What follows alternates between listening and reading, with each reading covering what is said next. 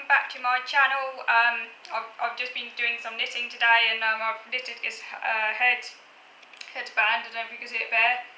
It's my first attempt to doing a headband.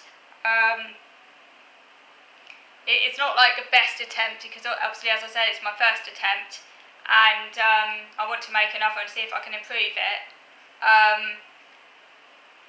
Also, I think I followed the pattern slightly wrong because I did it in stocking stitch, whereas I think the end result was supposed to be a rib stitch.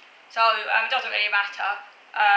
It just makes it look a bit different. But I'll make it again, doing it as I think I misinterpreted some of the abbreviations, but which I'm still learning. It doesn't matter though. I'm going to make another one. It's quite difficult because I needed to cast on 83 stitches, so it's quite hard to kind of keep track of all the stitches and trying to make sure I don't fall off a needle. That's a lot of stitches. There wasn't too many rows, but obviously a lot of stitches obviously made it a little bit harder. Having to keep tab of all the stitches, it's a bit difficult. But, I made it. It might not be perfect, but I still made a headband, and I feel it looks reasonably okay and pretty. And it holds my hair back, so it does the job, as they say. So I can wear it as a necklace as well, and I wore it as a necklace earlier because when I go out, obviously I want to wear a hat, so can't really wear a hat over it, so I just wear it inside for now. But I can wear it as a necklace as well. It's multi-purpose. Like I say, I will make another at some point and see if I can improve it, and also follow. Now I know what K1 and P1 means. It means to knit one and then purl one on the same row. So I think you end up with sort of like a rib stitch or something, but sort of like ribbed. So I will do another one, and yeah. I also want to make a blanket. That's my next project actually. That should be comparatively easy because it's just a blanket, but like different squares, different colours. Obviously the gauge and tension is not quite so as important. Obviously it's still important, but not as important as say making a blanket as it is in say making a headband, where it's a bit more important. So it doesn't matter too much if it's a bit bigger or smaller than what they specify. I do struggle a little bit with getting my tension right. That's something I need to work on. It was quite hard with making a headband though, because also I had to monitor all the time to make sure the stitches didn't fall off, so I was kind of focusing on that a bit more than attention, so it probably came out a little bit maybe slightly bigger than the pattern, but I don't think that really matters because it's a kid's book and my head will be slightly bigger than a kid anyway, so that doesn't matter too much. But yeah, I need to work on my tension, but that'll come. At the moment I'm just glad that I can knit. It might not be perfect, but at least I can knit and I can make reasonable, it comes out reasonably okay, and at the moment that's all that matters for me, and it's enjoyable and fun. It can be frustrating at times, but it is enjoyable and fun. So thank you for your comments and suggestions for videos. I will definitely be doing your suggestions in due course, including I think one of them was what I would like for government to do for autistic people, so I'll be doing a video on that. And there was another one, I can't remember what the other one was. There's another request, it's gone from my head. There was another one and I can't remember what it was, but I'll go back over your comments anyway and have a look and see what your suggestions were. I should really write a list really or something, be a bit more organised. But yeah, I'll definitely go and do your requests in due course, so bear with me. I don't know if I'll be able to do it in this video, but I will, in upcoming videos, I will do your requests. And if you've got any other requests or any other things that I'll be talking about, just again leave them in the comments. Can't have too many suggestions.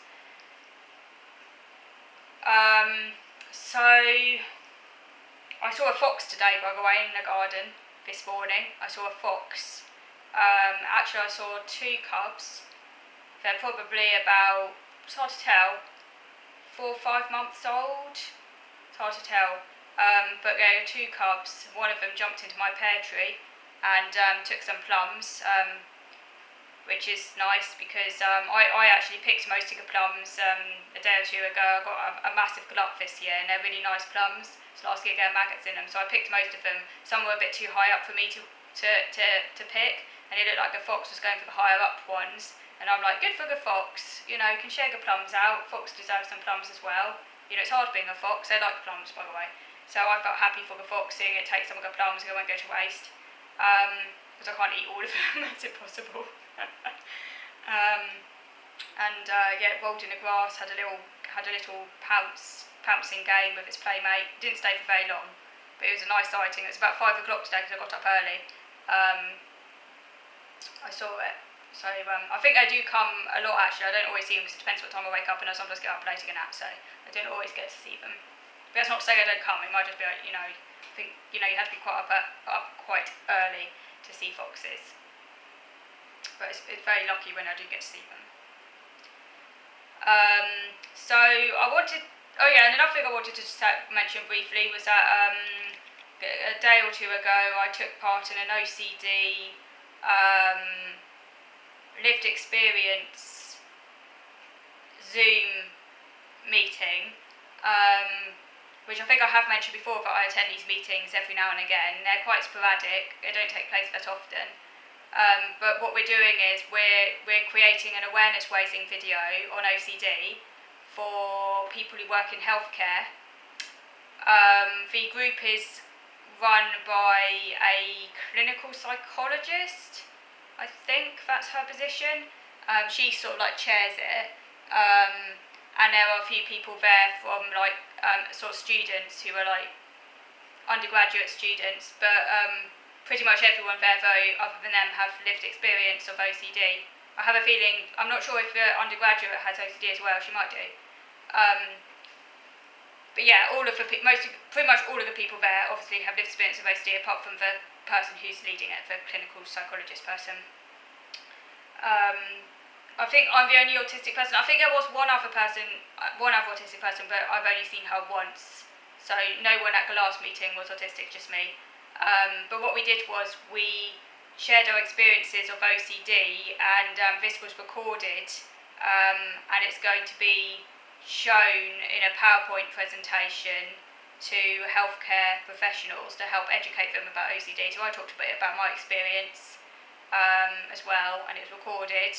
I was happy to have my face shown. I said I didn't mind. I mean, I already have a YouTube channel anyway, so I guess it's going to be on YouTube. If I get the link, I'll try and post it on this video channel so that you can see it if you want to. When I get the link, I don't know when that'll be though. But yeah, I didn't mind it being public because I'm already got my YouTube channel, so you know. But some people didn't want their face to be shown, or you know, or just wanted their voice to be shown. And some people didn't want their name to be shown either, but I didn't mind. So yeah, it went well.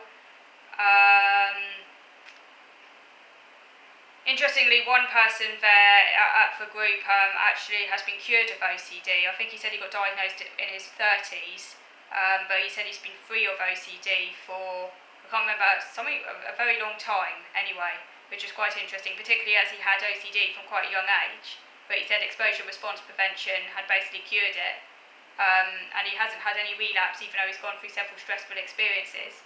And that's quite interesting,